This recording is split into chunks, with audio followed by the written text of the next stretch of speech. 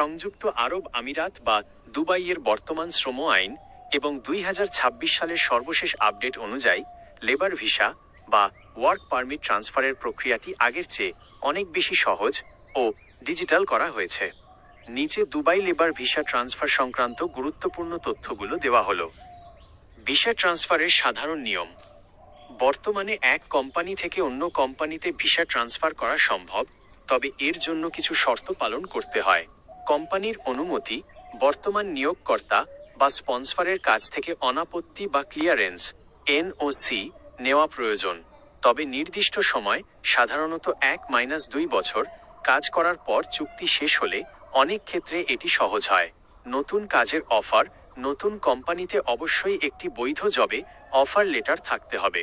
পেশাগত যোগ্যতা। আপনার পেশা এবং দক্ষতা নতুন কোম্পানির কার্যক্রমের সাথে সামঞ্জস্যপূর্ণ হতে হবে।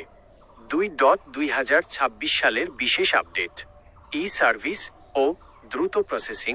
বর্তমানে মোচআরি, ministry of human resources and emiratisation এর স্মার্ট অ্যাপ বা ওয়েবসাইটের মাধ্যমে খুব দ্রুত ভিসা ট্রান্সফার বা নতুন ওয়ার্ক পারমিটের আবেদন করা যাচ্ছে। 90 দিনের সময়সীমা।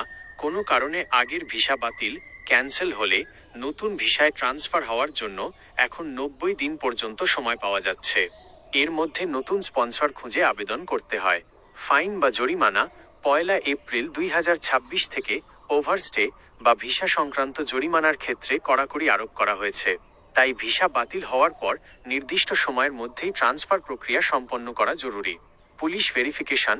নতুন কিছু ক্ষেত্রে বা নির্দিষ্ট ক্যাটাগরির কর্মসংস্থান ভিসার জন্য পুলিশ ক্লিয়ারেন্স সার্টিফিকেট পিসিসি বাধ্যতামূলক হতে পারে। 3. ট্রান্সফার প্রক্রিয়া ধাপসমূহ। 1.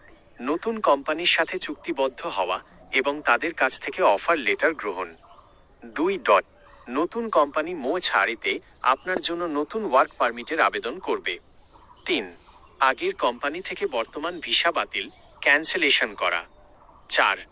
সংযুক্ত আরব আমিরাতের ভেতরে থেকেই চেঞ্জ অফ স্ট্যাটাস বা স্ট্যাটাস পরিবর্তনের আবেদন করা, এতে দেশ ছাড়ার প্রয়োজন হয় না।